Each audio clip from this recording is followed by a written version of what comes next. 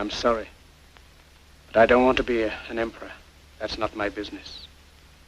I don't want to rule or conquer anyone. I should like to help everyone if possible. Jew, Gentile, black man, white. We all want to help one another. Human beings are like that. We want to live by each other's happiness, not by each other's misery. We don't want to hate and despise one another. In this world, there's room for everyone, and the good earth is rich and can provide for everyone. The way of life can be free and beautiful, but we have lost the way. Greed has poisoned men's souls, has barricaded the world with hate, has goose-stepped us into misery and bloodshed. We have developed speed, but we have shut ourselves in.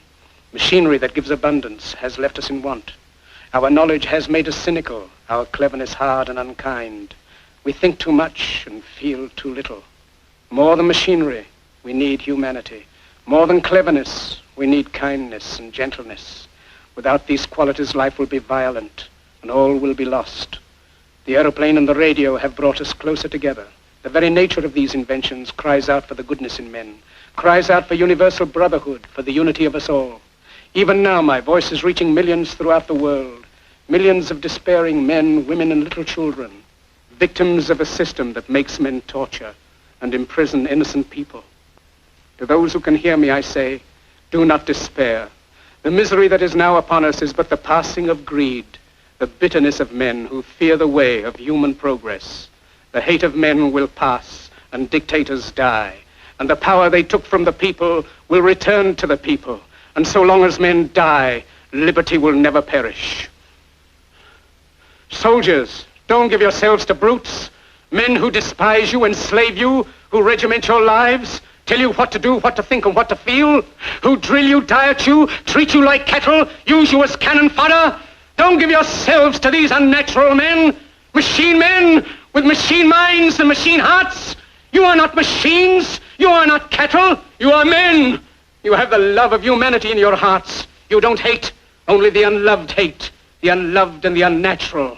Soldiers, don't fight for slavery, fight for liberty. In the 17th chapter of St. Luke it is written, the kingdom of God is within man, not one man nor a group of men, but in all men, in you. You, the people, have the power to create machines, the power to create happiness. You, the people, have the power to make this life free and beautiful, to make this life a wonderful adventure. Then in the name of democracy, let us use that power. Let us all unite. Let us fight for a new world, a decent world, that will give men a chance to work, that will give youth a future and old age a security. By the promise of these things, brutes have risen to power, but they lie. They do not fulfill that promise. They never will. Dictators free themselves, but they enslave the people. Now let us fight to fulfill that promise. Let us fight to free the world, to do away with national barriers, to do away with greed, with hate and intolerance.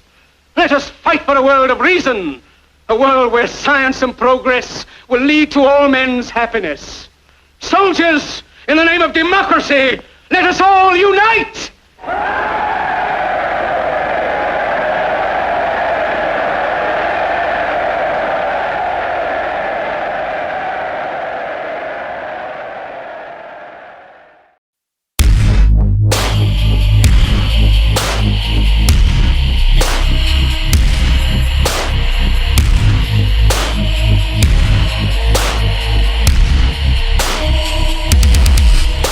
For what it's worth, I didn't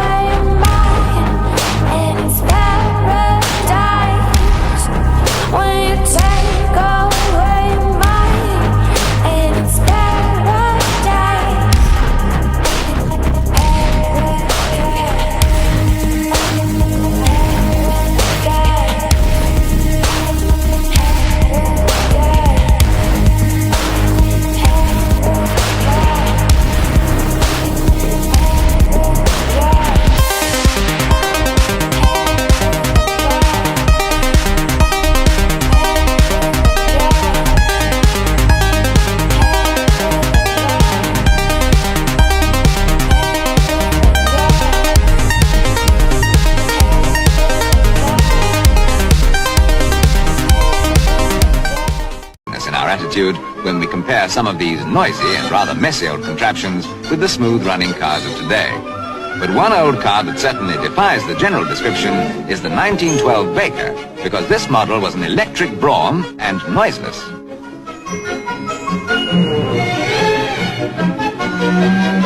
However, we are not so much concerned with the merits of the veteran car as with, on this occasion, its source of power, the sun. For this is the world's first solar car, powered by a 10,000 cell panel on the roof, brought over from the United States by scientist and pioneer in this sphere, Dr. Charles Escoffery, to illustrate the potential of solar energy. The silicon cells convert heat into electric power, which is then stored in the car's batteries, and with the present roof panel, it takes between 8 and 10 hours of sunlight to provide enough power for an hour's driving at 20 miles an hour. This Bible from 1813 has something very interesting. It is a facts page that contains a list of people and events in chronological order. It says, whereupon we reckon that from Adam unto Christ are 3,947 years, 6 months and 10 days. And from the birth of Christ to this present year is 1814 years.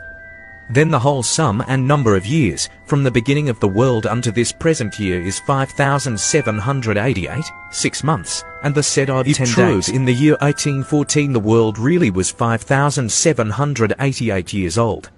This year, 2022, the Earth would be approximately 5,998 years old.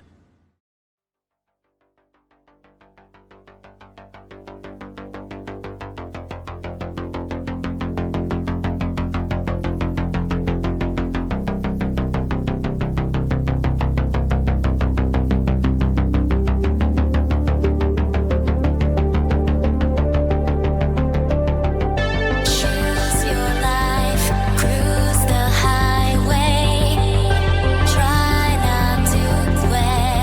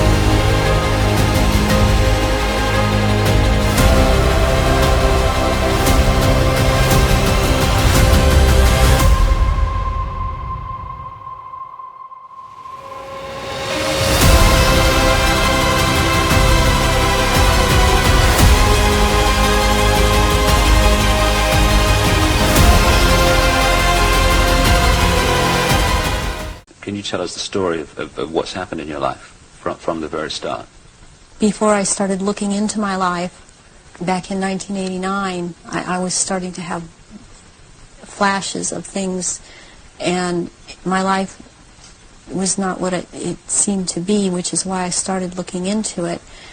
The Aryans, and the purity of the blood, and what it's all about is that the blood and the menstrual blood contains something that is important for the propagation of this race that is controlling things on this planet.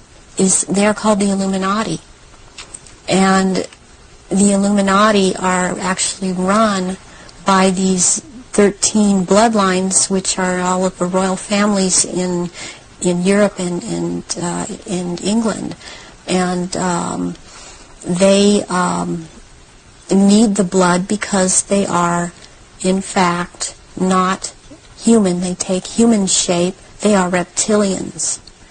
And they need the blood. The blood helps them maintain their reptilian shape, and it helps them maintain their sanity, and it helps them to live in this world.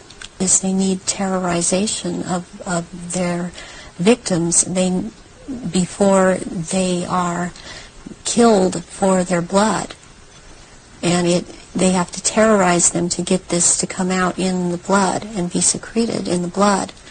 They are killed at that moment as they are staring into their eyes, and not only do they can't hold their shape when this happens. The human shape. The human shape they cannot hold. They go back into reptilian shape. The Illuminati Phoenix family were members of the Family of God cult. River and Joaquin went on to Hollywood, but were forced to have sex with other adult cult members at the age of 4. River Phoenix died from a drug overdose when he was only 23. Rose McGowan was also part of this cult. Elvis, a monarch slave, married Priscilla Presley when she was just 14. Their daughter, Lisa Marie, married Michael Jackson, and then went on to marry Michael Lockwood. Lisa Marie filed for divorce when she found hundreds of child porn images on Michael's computer. Elvis's stepmother, Dee Stanley, said that Elvis had sex with his mother when he was a boy after his father Vernon went off to jail. These people are born into this and chosen. Growing up, monarch slaves are repeatedly told that God is cruel and judgmental. They are read Bible verses that tell of God's wrath and God's anger. By the age of 5, the monarch slave is given hypnotic drugs, and the demons have been ritually placed inside the child. By age 12, they are told about their genealogical history and introduced to their demons, who they call spirit guides. Project Monarch sex slaves are subjected to trances and demonic possessions. Demons come with a price, and the price is blood. According to high-level demonology, certain powerful spirits can be manipulated through blood sacrifice. All of the chakra points and orifices on the human body can serve as portals. A high influx of demonic energy is accompanied by a burning sensation. The term hidden observer is a generational demonic entity that works with the programmer and the child. The demon is asked a series of questions to find out what the child's biggest fears are. Most people are born with specific fears: snakes, blood, spiders, or water. The hidden observer will tell the programmer which fear will work best for the programming, because the demonic entity never lies. Demonic entities are why tarot and psychic readings are so accurate. These messages are truth, but are coming from the forbidden tree of knowledge. The programmer, the demon, and the child's creative mind work together to create altars and multiple personalities. The book, 22 Faces, is about the true story of Jenny Hill, a woman living with 22 alter personalities caused by traumatic ritual abuse. I bought this book in 2013 for $15, and it is selling on Amazon for almost $900. In the beginning of the book, Jenny lists each one of her altars. Altars 3, 4, and 16 were created when she was just 4 years old to handle the abuse from her father. Her 18th altar has a prominent Southern accent. Many monarch slaves take on personalities with accents. I mean, we just want to make sure you're tucked in all right, you know? It's not a good thing to say like that. Oh, okay. If you've heard Lindsay Lohan speak in an interview lately, you might have noticed she doesn't sound like she used to. This is just me holding it with me walking, going. Whereas the paparazzi maybe across the street, I didn't know. And they crucified me for it in America. They made me seem like Satan. Azalea Banks posted Instagram stories of her self-sacrificing animals. Beyonce's former drummer accused her of practicing extreme witchcraft. Lana Del Rey was using witchcraft to put hexes on Donald Trump. And we know J-Lo practices Santeria. Made. The decision is like this.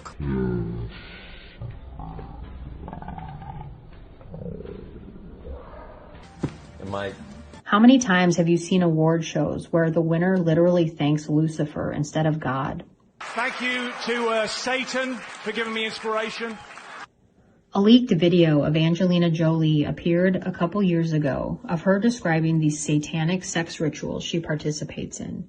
Super, and I have to explain to people how, where it's more like you're tied down because you need to be able to have somebody hold you down and keep you still, or keep you in fights and have something down, or be able to heal once you're beaten, or something. It's it comes from that real place of as opposed to being accessories or something like.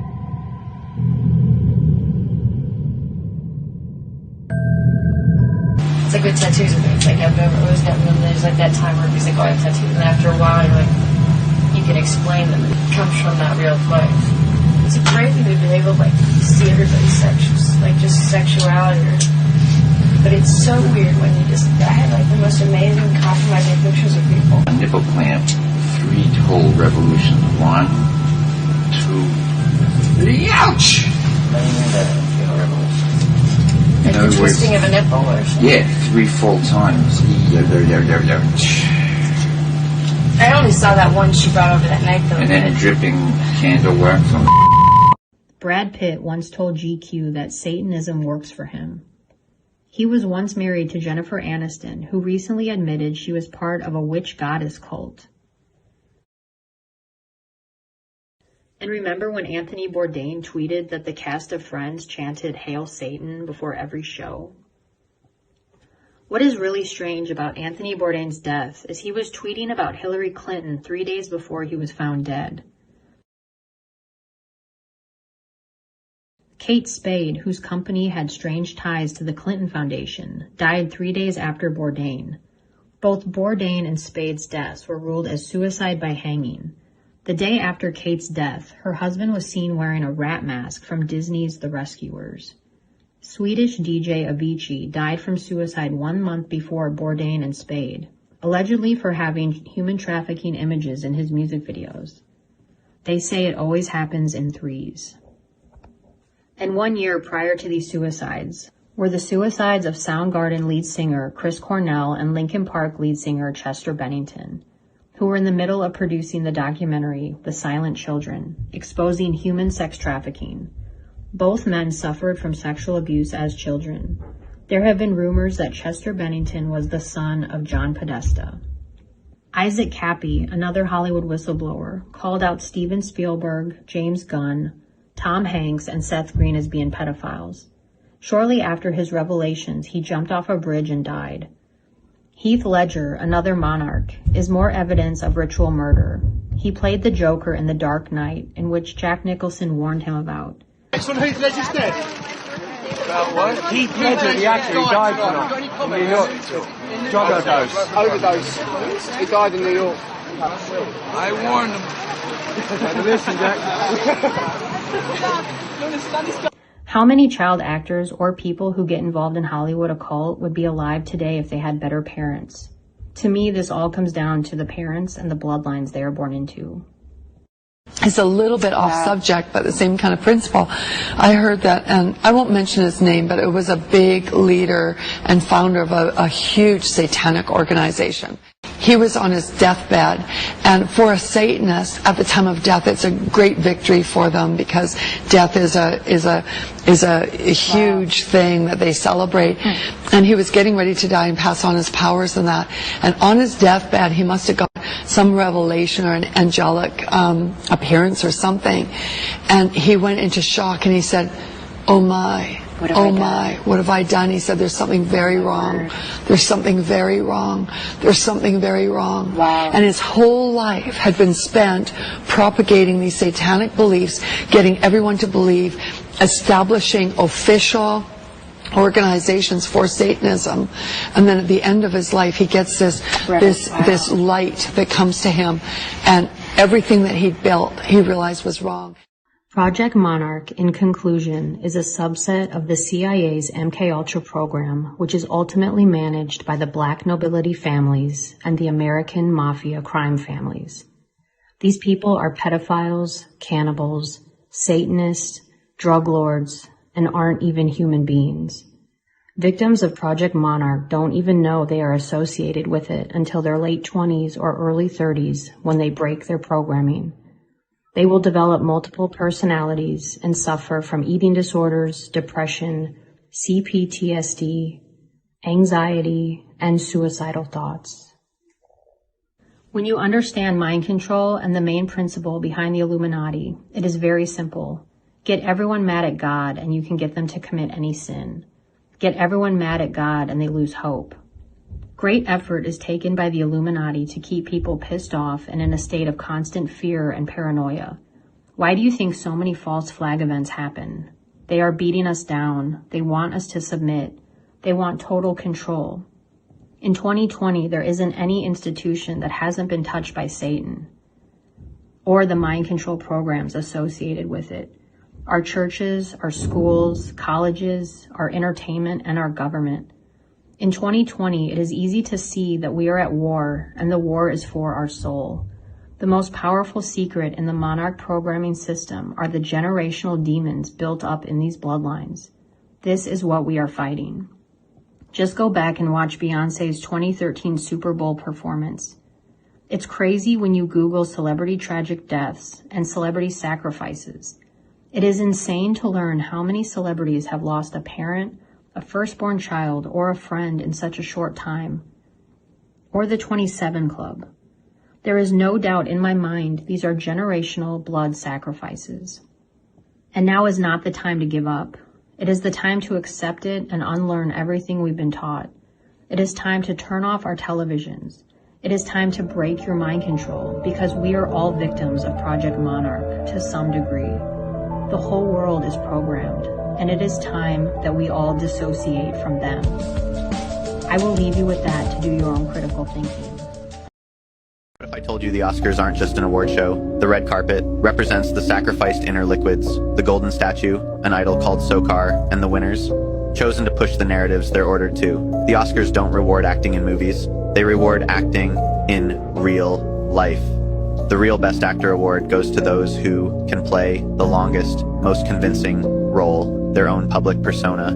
You see, actors never stop acting. They're curated, scripted, and placed exactly where Hollywood needs them. You think it's about talent? No, it's a selection process, a system that decides who rises, who falls, and who gets humiliation rituals. Think about it. How many Oscar winners flop right after winning? How many face sudden scandals or vanish from the spotlight? Winning isn't a blessing, it's a contract. And once they've served their purpose, they're no longer needed.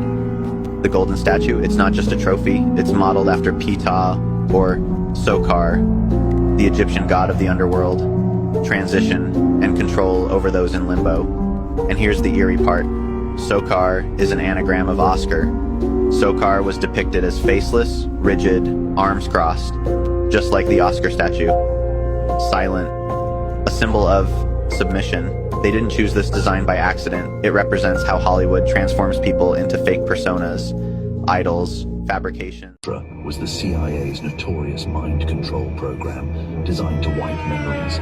For those that don't pay attention, you might never notice that every single time an actor, musician, or anyone related from Hollywood is about to become more famous or move up the ladder, they always seem to reappear with bleached blonde hair.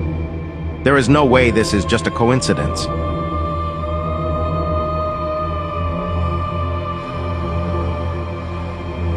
I have never met any man or groups of men who wish to dye their hair bleach. Blonde, it just doesn't happen. How far does MK Ultra go? Memory suppression. You know, it's been... You have a release date. You know what? They did the Brighter Days memory erasure treatment to me, so I'm having trouble remembering the details. They're foggy, because at the Brighter Days clinic they do the memory erasure, you know? The memory erasure, they erase... He's a little foggy, but... Give me a date. You know what?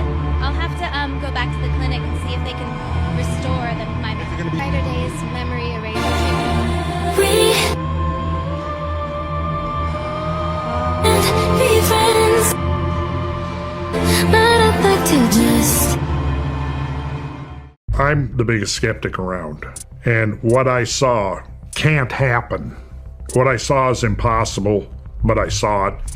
When I was there at this testing, I'm seeing these scientists, physicists and engineers and stuff, they're all scratching their heads. They've been struggling for a year now to explain what is actually happening. He's been developing these technologies using plasma, and it's frequency-based. There had actually been a couple of attempts on his life, and he got so freaked out, he never went back to his laboratory. He came right over to America. Man, and you've seen this. Oh yeah, I've seen it. It's astonishing that this isn't making headlines everywhere. This is the most Nikola Tesla-like discovery that we've ever had the chance to see in action. It's a testimony to how ancient knowledge can be harnessed to literally develop something that could change life on our planet. Yet, here we are, often trapped in the rat race, not paying enough attention to what truly matters. I bet you're going to like this one. Let's begin. It's almost as if there is this proportional template. You know, the way it's been described is the ancient master builders were attempting to replicate the processes by which God built the universe. This is why Freemasons refer to God as the great architect, because God geometrizes, that all of creation has this geometry inherent in it. And when you start looking, it's there. Yeah. You can see it, to the point where, no, you cannot dismiss this as coincidence anymore. Yeah. There's some kind of a pattern here. Just consider the fact that the government holds all the secrets, all the technology, all the advanced knowledge, much of which the public rarely hears about. It's compelling to realize that even within top levels like the Pentagon, there's acknowledgement of ancient technologies. You really can't make this stuff up. It becomes clear that while these truths are known within government circles, mainstream attention often overlooks them. The general public, distracted by consumerism, misses out on these significant revelations. The situation begs the question, what other profound knowledge remains hidden in plain sight? Let's hear Sean on this. I need to introduce you to my friend Chris Beck. He used to work for he was a SEAL, and then he worked for the Pentagon. He's basically, in a nutshell, a mad scientist, a brilliant mind, but he talks a lot about everything is frequency and vibration. See, that's exactly the direction I would go. I think we're kind of in this phase right now where it's essentially trying to reverse engineer what these peoples of long ago were up to with all of this stuff. Okay, now let's dive into plasma, a topic that might sound like it's straight out of a sci-fi movie, but is very much a part of our universe. Plasma isn't just something you find in blood or TVs. It's the fourth state of matter, and it's everywhere, from the sun to the stunning aurora borealis. What's fascinating is how plasma behaves when free from the bonds that hold together solids, liquids, and gases. When electrons and neutrons become disassociated, we get this vibrant, electrically charged state that can be shaped by magnetic fields. But here's where it gets even more interesting. Under the right conditions, plasma can organize itself into structures that look like something out of a cosmic blueprint. Imagine if we could harness this behavior. What could we do with a material that self-organizes in response to frequencies and vibrations? Well, Randall will tell you exactly that. The mind-blowing technology that actually exists today in the world but might be suppressed. It's a deep dive into how ancient knowledge paired with modern science could be unlocking extraordinary technologies that seem like magic to us. These technologies, which manipulate the fundamental principles of nature like plasma, could revolutionize everything from energy to environmental restoration. Now, let's listen to Randall Carlson as he unravels these hidden truths and offers us a glimpse into what might be one of the most transformative discoveries of our time. The sun is plasma. Aurora borealis, the northern lights, is plasma. It's the fourth state of matter. It's what happens when the electrons and the neutrons become completely disassociated. Solid, liquid, gas, degrees of freedom between electrons and neutrons, right? Even in a gas, there's still bonds. But when you get to plasma, they completely break free. So now you have electrons, neutrons become ions, and because they're electrically charged, they can be influenced by magnetic fields. And they also have this tendency to self-organize under the right conditions. If you apply the right frequency, it's like they spontaneously organize into toroidal forms. And then what happens is that, if you look at a torus in cross-section, it looks like an infinity sign. Here's what you do. Visualize a sphere with a North Pole and a South Pole. And now let's say you collapse that sphere so that the North Pole and the South Pole meet at the equator. So now you've got this like indentation in the north and the south. What then happens is that you get this electron or ion or both stream starts spiraling down that funnel, and as it's spiraling down, it's increasing and increasing in rotational velocity. Now, in the northern hemisphere, say, it's going clockwise, and in the southern, it's going counterclockwise. And they meet at the equatorial plane.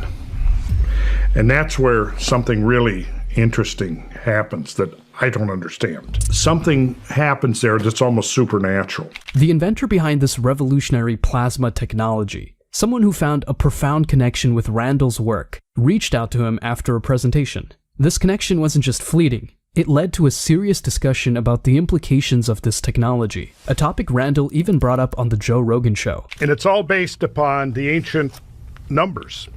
And they're developing technologies right now, and they have been.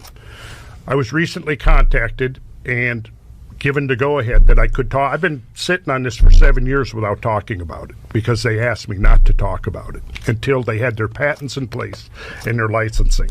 That's all happened since last summer. So we're now free to talk about it. I'm going to lay this on Graham so he can look at it too, because I really want to get Graham's feedback on this. I mean, would it be fair to say that there's an element of a rediscovery of a lost technology from the past? And so through this technology, they're able to move stones or cut stones or all the above? All the above. And even transport them? Whoa, what is all this? For about 7 years, Randall was in discussions with this inventor, piecing together a puzzle that many of us would find hard to believe. Now, he's ready to share these insights with the world. Interestingly, even major corporations like Mazda are peeking over the fence, intrigued by the potential of this technology. Let's hear from Randall himself on how it all unfolded. Pay close attention when he mentions those ratios. I'm sure you'll make the connection. When he first called me, he said, I've been working on this plasma energy, and it's based on frequencies, and these frequencies are connected to these ancient sacred numbers. And he said, I watched a podcast, and it was you giving a lecture, and you were talking about ancient numbers, and the numbers you were mentioning were exactly the numbers that I found made this technology work. For example, the ratios of the spheres have to be in the ratio 4 to 3 to 2. And if they weren't in those proper ratios, you didn't get the effect.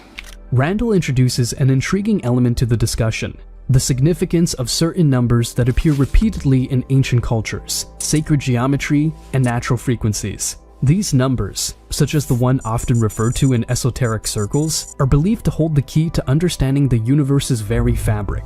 Throughout history, these special numerical sequences have been revered not just for their mathematical beauty, but for their alleged ability to influence the physical and spiritual realms. For instance, these numbers are found in the architectural dimensions of ancient structures and in the tuning of musical instruments believed to resonate with natural energies. Randall's exploration isn't just an academic exercise, it's about practical application. He reveals that the effectiveness of the plasma technology he has been studying hinges on these precise ratios and frequencies. His discussion brings a scientific rigor to what might otherwise seem like mystical assertions, connecting these ancient numerical concepts to groundbreaking contemporary technologies. But what exactly is this technology? Randall isn't just talking theories. He has concrete evidence. He even shares photographs of a functioning installation outside of London, proving the technology works. This isn't a prototype or a concept. It's a real, operational example of how ancient numerical knowledge can be applied to modern energy solutions. I was reluctant to talk about it. You know, I went on Rogan's show with Graham Hancock a year ago last November, and I had already been in contact with Malcolm, one of the preeminent inventors and developers of technological applications of plasmas. I hadn't decided yet whether he was for real or not, but I'd been talking to him distance for over 7 years, and his story never changed, right? And I took careful note of that, and I began looking at some of the things that he claimed as sources, and they all checked out. Going back to Nikola Tesla, right? Coming up through like half a dozen other researchers that had worked in some capacity trying to develop technologies around this plasma energy, like learning how to contain plasma and then extract energy from it. He's been developing these technologies using plasma, and it's frequency based. At this point, I already knew that the thunderstorm generator, and I'll show you pictures of one now that's been retrofitted on a 300 kilowatt generator on a substation outside of London. And they're testing the damn thing, and it works. It does what it's predicted to do, right? I mentioned that he was on an island where he'd gone because there had actually been a couple of attempts on his life. Time and again, revolutionary technologies that could reshape our world face significant resistance, not just from skeptics, but from powerful corporate and media interests. This plasma technology, discussed by Randall Carlson, is a prime example, but it's far from the only one. Historically, numerous inventions from alternative energy sources to medical breakthroughs have languished in obscurity or been actively suppressed. Consider the case of Nikola Tesla, whose pioneering work in wireless energy transmission was decades ahead of its time, yet struggled to receive the funding and support it deserved. Or the story of Stanley Meyer, who claimed to have developed a water-powered car engine, only to be met with lawsuits and claims of pseudoscience. These stories share a common theme: the challenge of introducing technologies that disrupt established industries. The media often plays a pivotal role, not just by ignoring these innovations, but occasionally mocking them, shaping public perception to view them as impractical or implausible. This derision can effectively sideline even the most promising advancements. The inventor of the plasma technology we're discussing chose to open source his work, hoping to sidestep these barriers. By making his designs and data publicly available, he aimed to protect his invention from being buried by the interests of those who stand to lose from its success. It's a bold move, reflective of the struggles many innovators face in bringing transformative ideas to the forefront. But now, it seems the tide may be turning. Mazda has shown interest in this plasma technology, as Randall mentioned. This could be a sign that the mainstream is finally ready to embrace such innovative solutions, or it might be an outlier in an otherwise cautious industry. Will this interest from a major automotive manufacturer pave the way for broader acceptance and integration of this technology? Let's hear from Randall about the current state of this technology and its prospects for mainstream success. So I kind of outed the guy inadvertently because he had told me that because of what the history of these kind of alternative energies not making it out, he decided he was going to use a different strategy. He was going to open source everything. All of his notes, and he had spent 7 years writing up his notes, several thousand pages of notes and schematics and diagrams. He had patent applications. All of this he was going to open source. I also mentioned the car manufacturer Mazda, who had expressed interest in the technology. Now, I don't think they've gone forward with it, but at the time I didn't realize, because I thought he'd given me the green light. I'm going to open source it, so, I'm going to put it all out there. Yeah. Okay, so turns out that he had and his small group of potential investors had signed a non-disclosure agreement with Mazda. And here I am on Joe Rogan. Mazda, the car manufacturer in Japan, is getting ready to do a $25 million testing of some of these prototypes. Shooting my big mouth off, innocently blabbing away.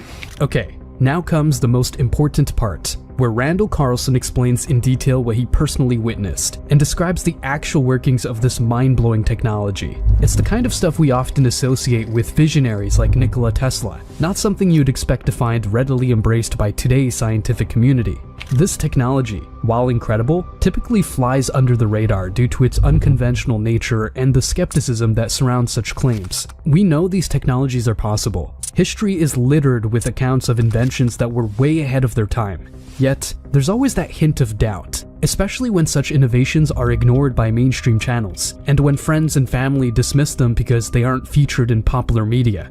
It's this environment of skepticism that often stifles the growth and acceptance of groundbreaking technologies. Here's Randall, ready to share firsthand what exactly the technology did in his presence. I knew that there was a whole series of testing coming up the next summer, which was last summer. And I was present at some of these tests and saw for myself what was happening. But I was there, saw it working, saw 2 generators, a control generator, and one with the technology. I watched as the engineers and the scientists there calibrated them both. And then I was the one who went up and started both generators. They're both in 2 separate rooms. So we've got readouts. We've got gas analyzers there, probes going up into the exhausts of the generators. We've got a couple of guys there with mass spectrometers hooked up. So we've got multiple ways of determining what's coming out of the exhaust pipes of these 2 generators, right? And we watched, so we got a first read. I can show you actually, I've got a printout of the readouts right here on my computer. Really? Yeah, I do. And you can see, you've got, it was the, I think it's called a Kane 5 something because it measures 5 gases. Carbon dioxide, carbon monoxide, nitrogen oxide, other hydrocarbons, probably like methane and whatever else, and oxygen. So basically, oxygen is like at a 4 or 5% coming out of the exhaust, which is about typical for a generator like that. You got, I think, like 12% of CO2, CO, etc. So as you're watching it, here's what happens. The carbon dioxide, carbon monoxide, hydrocarbons, and nitrogen oxides start going down. Oxygen starts coming up. Interesting. CO2 zeroes out. Carbon monoxide zeroes out. The nitrogen oxides go down to just a few parts per million, as does the other hydrocarbons. Oxygen tops out at over 20, I don't remember exactly, between 20 and 21%, which is optimum percentage of oxygen for pure unpolluted air. So what is now coming out of the generator, the generator with the technology, is pure unpolluted air. No kidding. No kidding. No kidding. On top of that, what it's doing, it's capturing everything that's coming out and it's feeding it back into the thunderstorm generator. So at the initial, in order to get the plasma separation to occur, I think you have to get it up to like 700 and some degrees. But once you do that, it's almost, not quite, but almost self-perpetuating. And you just have to replenish the water. Like I forget, however few hundred hours that it runs, you have to replenish the water. And that's it. Man, and you've seen this. Oh yeah, I've seen it. And I've known, multiple people now that have seen it. The Admiral, he took it back to India. India is seriously looking at it and as a retrofit for their Navy. Man. The industrial, and I can show you this on the computer too. I've got photographs of like the big industrial scale application on the 300 kilowatt Perkins generator on the substation in London. I mean, they're testing it, and they may start retrofitting all of their because it doubles to triples the efficiency of these engines. Wow. Yeah. Wow. And you think that they had this back in ancient times? Randall Carlson shared his first-hand experience with the groundbreaking technology that challenges our current understanding of energy and environmental management. He described witnessing tests on a technology that effectively manipulates and transforms exhaust gases in real time. Here's the science of what Randall observed. 2 generators were set up, one as a control and the other equipped with this revolutionary technology. Various instruments, including gas analyzers and mass spectrometers, monitored the outputs. Initially, typical readings were recorded. Oxygen at about 4 to 5%, carbon dioxide around 12%, and other gases like carbon monoxide and nitrogen oxides present in smaller amounts. As the test progressed, something extraordinary happened. The levels of carbon dioxide and carbon monoxide began to drastically decrease, eventually zeroing out. Nitrogen oxides and other hydrocarbons also reduced to just a few parts per million, while the oxygen levels significantly increased, stabilizing at an optimal 20 to 21%, the ideal for unpolluted air. This technology doesn't just filter, it transforms. It appears to catalyze a reaction where harmful pollutants are not just captured, but converted, likely into less harmful substances, with oxygen being one of the byproducts. This suggests a form of plasma-induced reaction, where high temperatures achieved in the generator cause a breakdown of chemical bonds, allowing new formations. This is supported by the need to reach temperatures around 700 degrees to initiate the process. The implications of this are staggering. The technology is essentially turning pollutants into breathable air, and it's doing so in a self-sustaining cycle, only requiring periodic water replenishment. Observers, including seasoned scientists and engineers, were baffled. Even Randall, with all his experience, described the effects as nearly impossible, a sentiment echoed by others who could only verify the results repeatedly without fully grasping the underlying mechanics. Moreover, the potential applications extend beyond simple pollution control. Discussions have explored how this technology could be adapted for space travel, submarines, and even converting hydrocarbon pollution in oceans into useful proteins. The transformative nature of this technology could revolutionize how we manage environmental challenges. It's important to remember the significance of what's being claimed here. A system that cleans air, conserves itself, and adapts across various applications isn't just innovative, it's revolutionary. It begs a broader discussion on how such technologies are developed, tested, and ultimately accepted or rejected by industries and regulators. Now, revisiting Sean's question. And you think that they had this back in ancient times? Consider how mind-blowing this technology is today. Imagine what might have been possible in ancient times, when they built the pyramids and other wonders of the world that still mystify us in terms of their construction, purpose, and the technologies they used. It really makes you think. But Randall doesn't stop there. He notes that even the scientists present at the testing are scratching their heads. They're at a loss to fully explain how this technology works.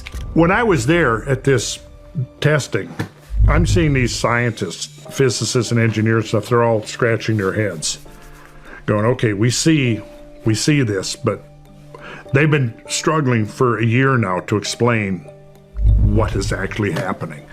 He says, I'm the biggest skeptic around. And what I saw can't happen. What I saw is impossible, but I saw it. He's there with his, he had a thermal analyzer. And we've got videos of him here and there testing as this stream of stuff is moving through these cylinders and pipes and stuff. And literally with 4 inches, the temperature can change by over 100 degrees Fahrenheit. And he says, this is impossible. He says, I kept testing and testing and testing with my thermal analyzer, and it came up the same every time. He says, I'm not sure what. He says, we're just at the beginning of trying to figure out what the hell is happening here. But then he went in to discuss the potential applications of it. Now, one of the big questions is okay, when you do look at these readouts, okay, carbon dioxide, carbon monoxide, the other things go down. In some cases, zero out. In other cases, it doesn't zero out entirely, but it's only a small fraction of what it had been. Meanwhile, the oxygen's gone up. So then the question, okay, where did the carbon dioxide go? Where did the carbon monoxide go? Well, it looks like it somehow got transmuted on the atomic level into oxygen. And how bizarre that the concentration of oxygen coming out of the exhaust pipes is the optimum oxygen that we would want for unpolluted, breathable air. And that's what's coming out. But there's other applications that look like they could be, I mean, some of the stuff that I've seen some of these guys talking about is space travel, submarines, possibly even the conversion of hydrocarbon-based pollution in oceans into protein, which could be very interesting. Yeah. And I don't know much about that, but that's one of the potential applications that's already been demonstrated to be possible.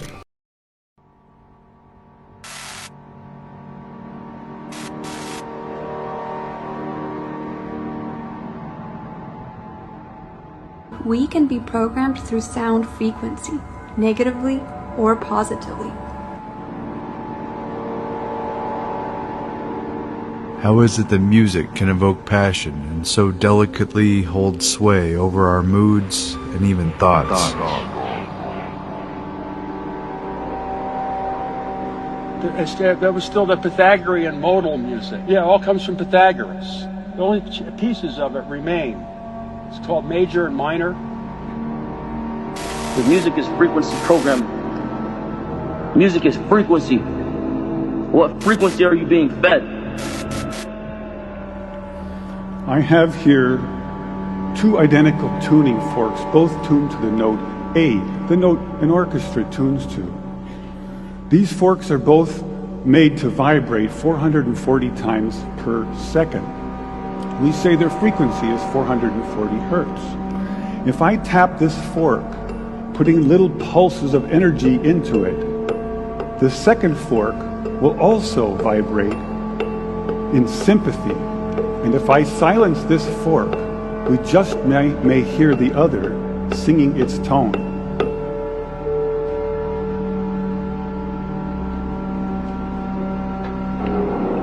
At 15 years old, I was doing sound engineering. So I was playing with frequency. I was playing with equalizers. Get out that hertz is to understand the frequency vibration, right? Hertz, kilohertz, megahertz, right? If I play with those frequencies, right, I can target certain parts of the mind, target the frequency to go to certain parts of the mind, and I can literally, like, if I want you to astral project, right? You know what astral projection is? If I want you to astral project, or if I want you to go to sleep, or if I want you to go into a meditative state, I can make my music do that. We say that I'm inducing a sympathetic resonant vibration in the second fork. It only works because both forks are tuned to the exact same frequency.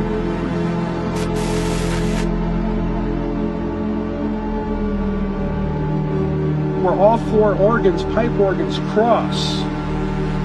In the cross of the church itself, they're all built like giant crosses, and they have four organs in them. They have the forward and reflected organs, the giant ones in front and back, and then they got the side organs, and there's two seats on either side of the aisle in the middle, and you get those seats, all the waves add up in that spot, and it produces you God of your body.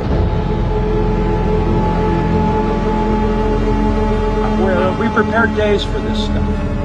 Days, sometimes weeks, to get ready to be at that level for the full voltage. Full voltage. The pipe organ is one of the oldest, and with all the stops and the pipes, it's an analog computer of incredible complexity. It's a waveform synthesizer. Waveform synthesizer. An experiment has been carried out by Dr. Dumont, where he exposed water to music, spoken words, pictures, prayer, and videos.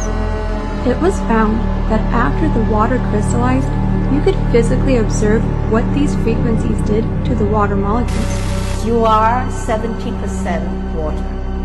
And this water is very important. Without this water, your molecules won't work at all. Positive words and frequencies saw two beautiful arrangements of the water's molecules, forming spectacular patterns and shapes.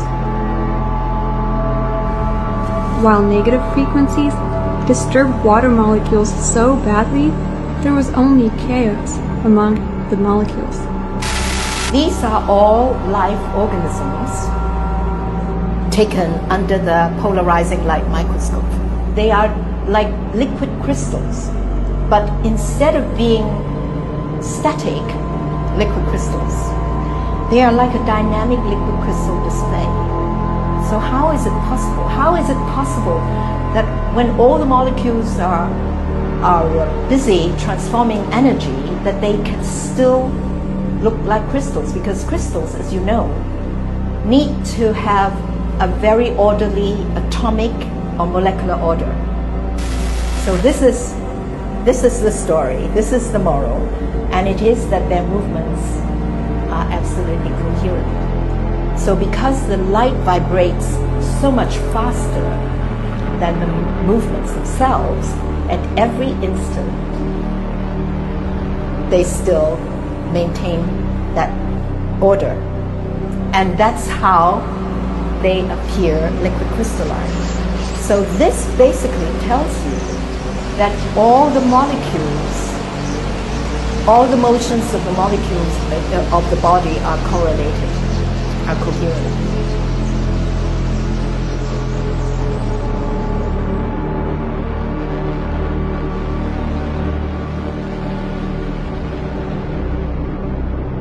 The scientists said, "You're killing more cancer cells than as if you had used radiation." That same scientist went on, "If you had spent millions of dollars developing a new drug that killed this many cancer cells, it would be a home run." This was an astonishing thing to hear, especially for a music professor who had just completed his first experiments in a cancer lab. But we didn't use any radiation. We didn't use any drugs. So what did we do?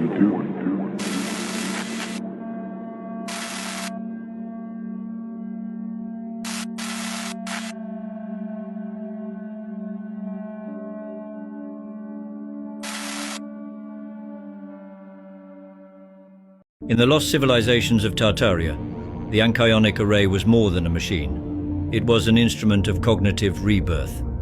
Unlike the crude electromagnetic devices of today, this machine functioned on the principle of harmonic neuroacoustic recalibration, using structured resonance patterns to realign the brain's electromagnetic field. Every thought, every emotion, every perception is an encoded frequency signature, and over time, these signals become corrupted by incoherent noise, stress, external conditioning, unnatural waveforms. But the anchionic array does not simply play sound. It restructures the nervous system itself. The floating crystalline core emits controlled subharmonic entrainment waves, which resonate with the very fabric of synaptic conductivity. Each metallic tuning rod is calibrated to a specific neural oscillation, adjusting the user's brainwave activity in real time. The tachyonic beam at its apex interacts directly with the pineal gland, unlocking hidden bioelectric circuits within the brain.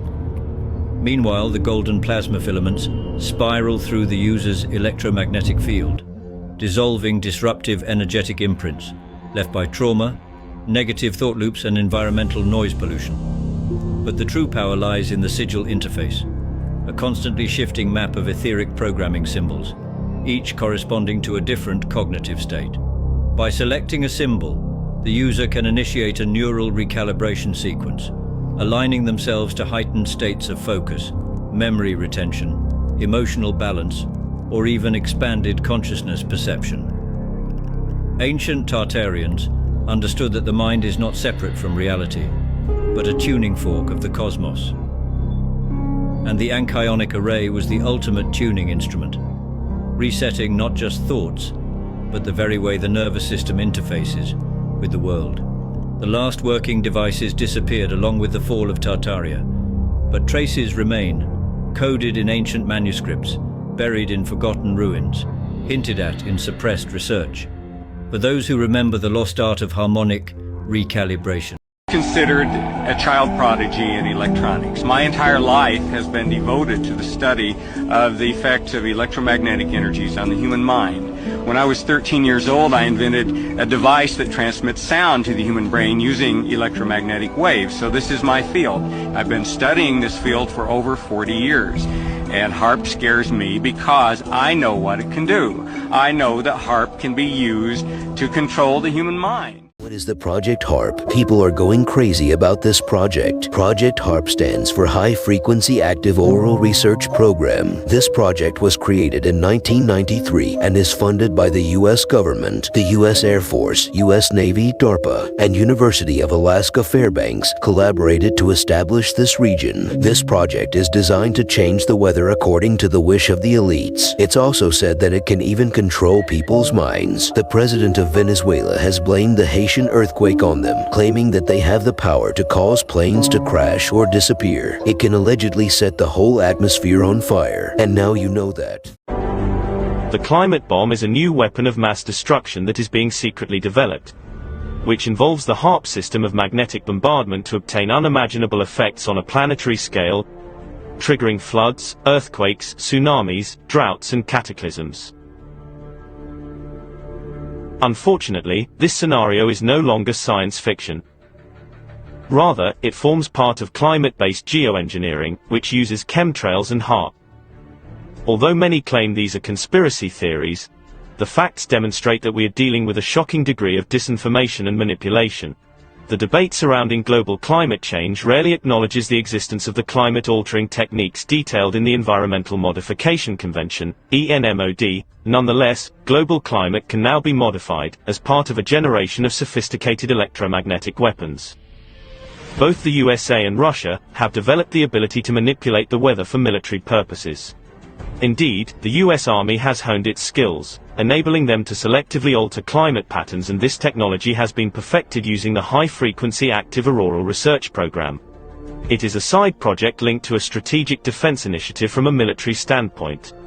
HAARP is a weapon of mass destruction that operates in outer space, and it is capable of destabilizing the entire world's agricultural and ecological systems. Climate warfare is the latest weapon of mass destruction, and it has the potential to destabilize the ecosystems of enemy countries, destroying their agriculture or disabling their communication networks. In other words, HAARP's climate-altering techniques can completely undermine a national economy and force millions of people into poverty. It can kill a nation without deploying troops or battle tanks. HAARP is linked to 50 years' worth of intensive, destructive programs focused on learning about and controlling the upper atmosphere. It is an integral part of a long history of space-based research and deliberate military development. The ability to combine missiles, space labs and HAARP, discharging massive amounts of energy, is comparable to a nuclear bomb launched anywhere on Earth, using lasers and particle beams.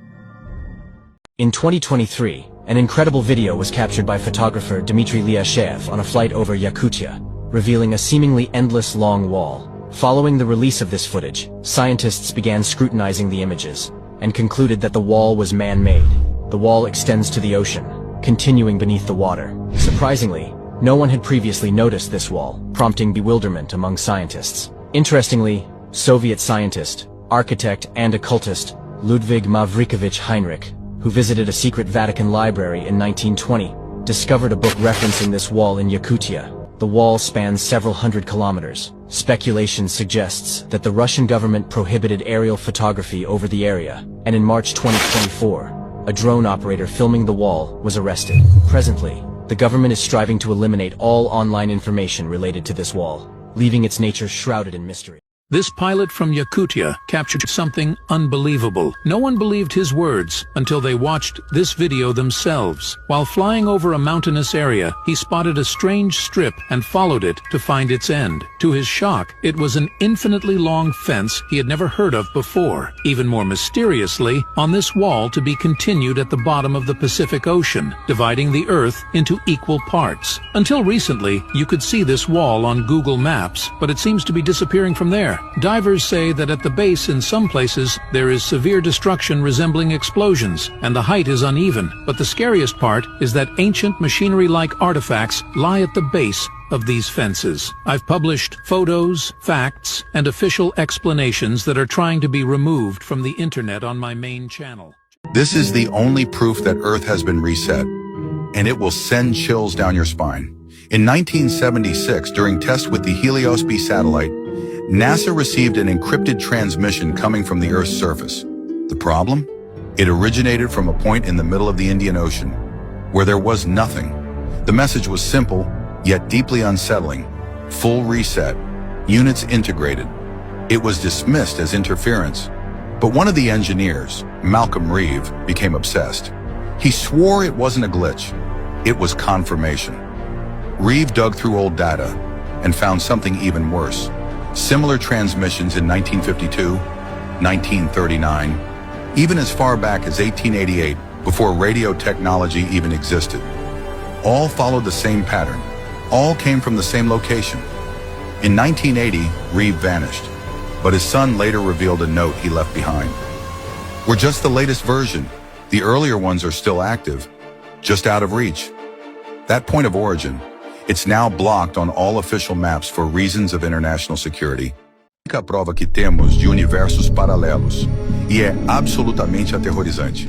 Em 1954, um físico chamado Dr. Elon Bezos estava trabalhando em um projeto ultra secreto do governo chamado Projeto Looking Glass.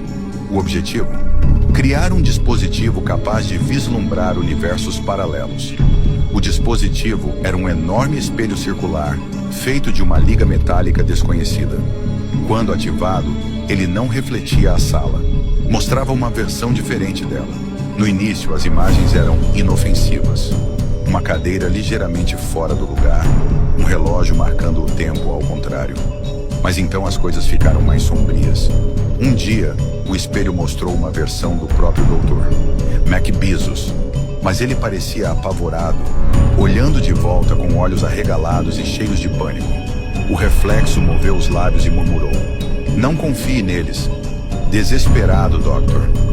Bezos desligou o projeto e destruiu suas anotações. Mas o espelho era valioso demais para ser destruído. Ele foi trancado em uma instalação secreta para nunca mais ser ativado. Décadas depois, em 2023, um grupo de exploradores urbanos invadiu a instalação abandonada. Eles encontraram o espelho, ainda intacto. Curiosos, o ativaram. A princípio, viram apenas seus próprios reflexos, mas então as imagens começaram a mudar. Eles se viram em um mundo onde a sociedade havia colapsado, onde o céu era vermelho e onde seus sósias os observavam com olhares frios e sem emoção. A última coisa que ouviram antes do espelho se estilhaçar foi uma voz do outro lado dizendo: "Estamos chegando." This man built a time machine, and it actually worked. Watch this. This man built a time machine, and it actually worked. During the late 1800s in Toontown, Delaware, an inventor named Kirk Lazarus began the construction of a secret contraption inside his home basement. For years, he studied as a physicist at university and became very interested in time travel and believed it was possible. And in the year 1873, he completed the project and decided to test it out on his friend named Justin Time. At the time, Justin just wanted to help his friend out and didn't realize what was to come. Once Kirk activated the machine, the whole room lit up, and when he came back to his senses, Justin was gone. Years would go by and Kirk kept the incident a secret until the year 1885, when he read a newspaper article about a research team finding the frozen remains of a man in Antarctica. But the odd thing to the researchers was that the body was carbon dated to be over 10,000 years old, but the frozen man was wearing 1800s-style clothing. Kirk realized that was more than likely Justin, so he would come forward and tell the public that his time machine worked.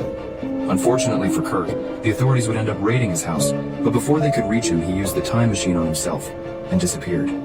Kirk was never seen again, but many people believed he traveled back 5,000 years to the pyramids because there are several hieroglyphs that resemble Kirk's appearance. If time travel is possible, why do authorities decide who gets to use it? Because Could be 1727 now? It just could be. What if nearly 300 years of history never happened? Stay with me. In 1991, a German historian named Hermann Illig proposed something that shakes the very foundation of time itself, the phantom time hypothesis. His claim? The years 614 to 911 AD were completely fabricated. They don't exist. They were inserted into history, and we've been living in a false timeline ever since. Now, who would do this? And why? Enter Holy Roman Emperor Otto III, Pope Sylvester II, and Byzantine Emperor Constantine VII.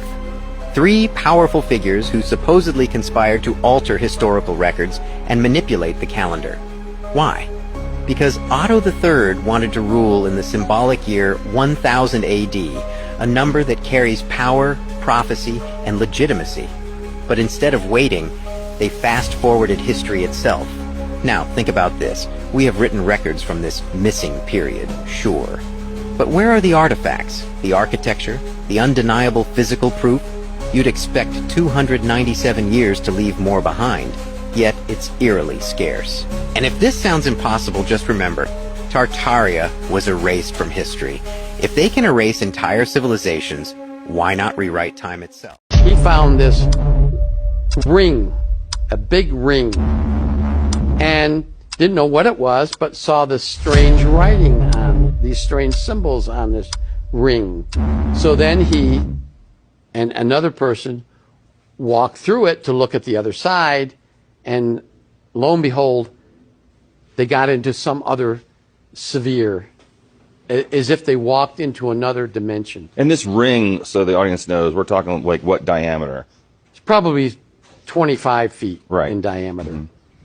And the sphere was even larger than that. Oh, as they walked into it, it was like a new world. Mm-hmm. As he explained in his diary, it was like a new world. And he couldn't figure out how he got from one place, an enclosed sarcophagus almost, into this open area. Is this a portal of some sort? Well, today we would call it a portal or a stargate. I think we would refer to it today as a stargate. Stargate. But back in those days, in 1928, yeah, they didn't know. There wasn't. No, they didn't know what it was. But when he walked into it, it was as if he was in a new world. It was an open area, plush pastures. He sees a river, which he assumed to be the Nile, and he sees almost a movie occurring, showing people building these pyramids. And he's in there, he thinks, for maybe an hour, but when he comes out, he's been there for 3 days. He's been for over 72 hours because the crew that he came with were scared. They got out of that tunnel and got out into the open because they thought that they ended up on some other side. Or swallowed them up. Or swallowed them up.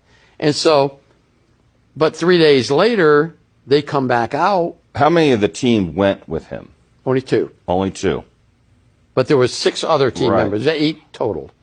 And so those other 6 left, but they stayed up in the area outside where they had an encampment. And eventually, 3 days later, the colonel and his assistant comes back out, and he talks of this new world that they found, and that he knows now how these pyramids were built. He knows where they are located. He knows that there's tunnels under each one of them, and he sees these strange-looking beings, and this is in his diary, strange-looking beings that are probably not from Earth. At what point has the line been crossed?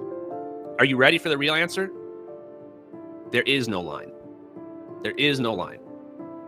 That's the scary answer.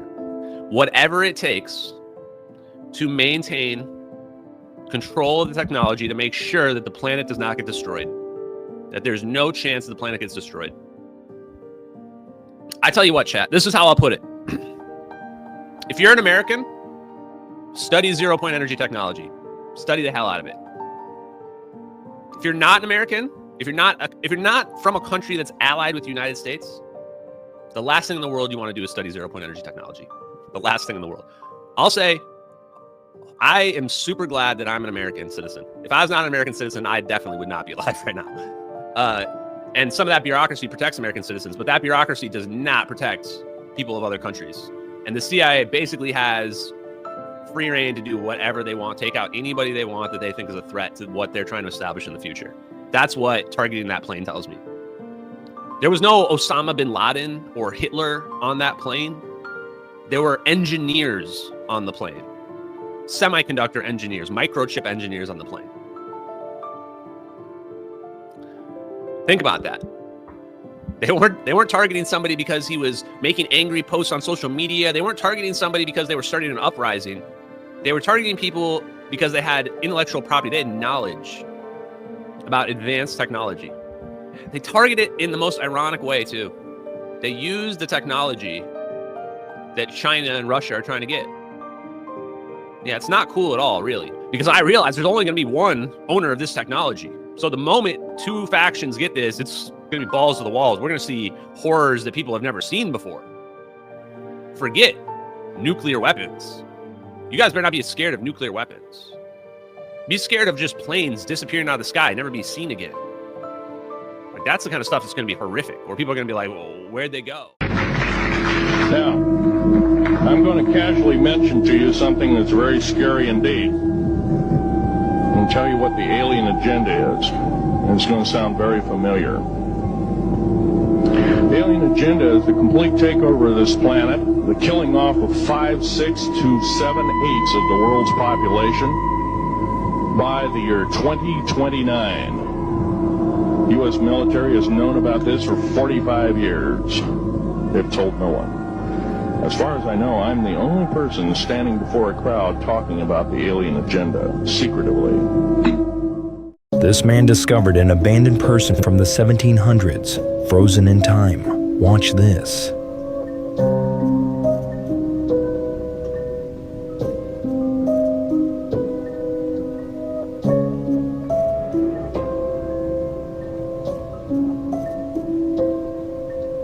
But how is this even possible? Because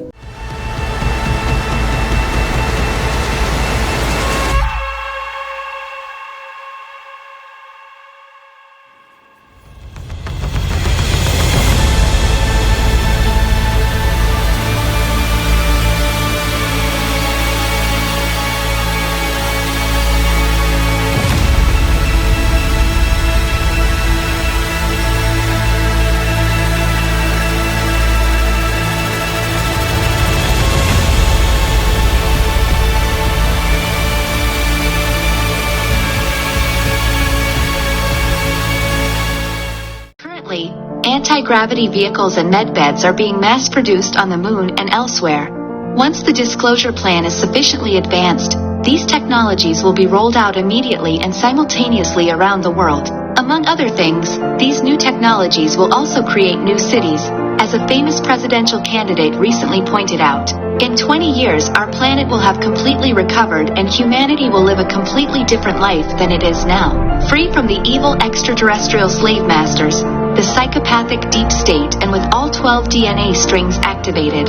There are anti-gravity vehicles, food replicators, zero pollution, and free energy for everyone. We will also be in contact with our galactic brothers and sisters, and traveling to the moon or Mars is completely normal. Human colonies will also be located there. Of course, this doesn't all happen overnight, but in 20 years it will already be everyday life and reality. That means the change is happening right now. The disclosure plan is in full swing and nothing can stop it. The battle has already been won.